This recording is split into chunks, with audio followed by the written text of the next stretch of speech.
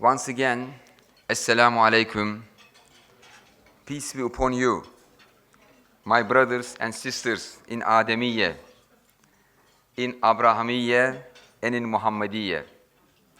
Thank you, my colleagues, my friends, my students from all over the world, from different nations, from different religions, from different races, from different countries, and from different cultures. What I see in this room is alliance of civilizations. What I see in this room, open civilization. What I see in this room, manifestations of divine in different forms of Ademiyya. We achieved something here. What was our goal in the beginning? And what was the message we tried to convey? So our goal was to convey the message that merely economic perspective is not enough to understand and solve the problems, the challenges humanity faces today.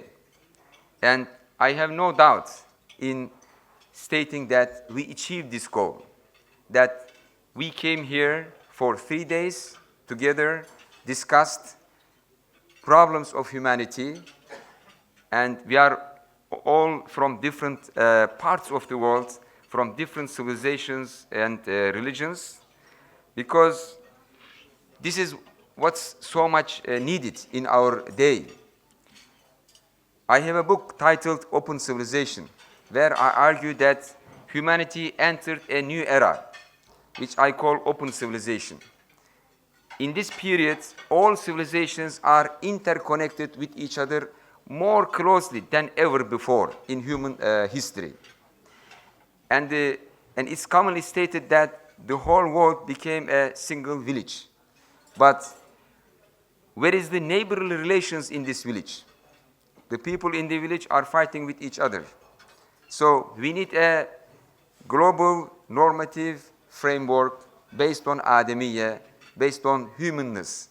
And I believe that our efforts in this summit contributed greatly in drawing attention of people to non-economic dimensions of our problems today, without excluding the importance of economic dimensions of it.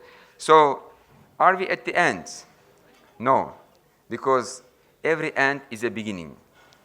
In Islam, God has two names, the beginning and the end. So he combines both. So every end is a beginning, and every beginning is an end. I hope that this summit will be a beginning for many good things to come, many good projects, concrete ideas, friendships, networks. And I observed this during these 3 days, and I am very hopeful that this summit will have everlasting impact on our lives and thinking, because this was a great learning experience.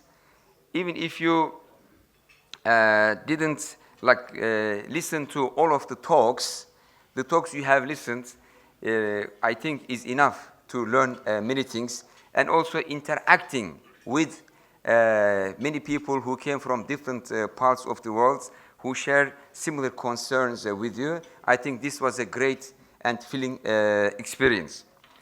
And this great event is an effort of many great people. And at the top, I would mention a professor called Durham. He approached me a few months ago, and this work has been a collaborated effort from Australia to Turkey to America. Of course, Istanbul is at the center. Maybe you have heard that Napoleon Bonaparte said, if the whole world were to become a single state, Constantinopolis should be the capital. So I am very happy that we gathered in Istanbul, and I really love Istanbul, and I am very much in love with the great history that we have in this city, great culture, also the geographical location of this city. And I believe that Istanbul has a spirit, and people get addicted with Istanbul.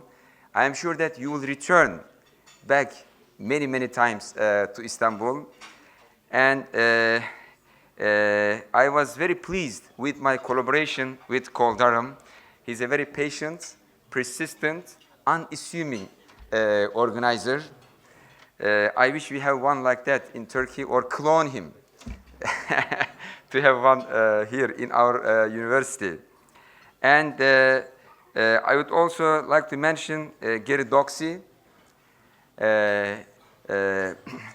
Brian is not here. I introduced and thanked him.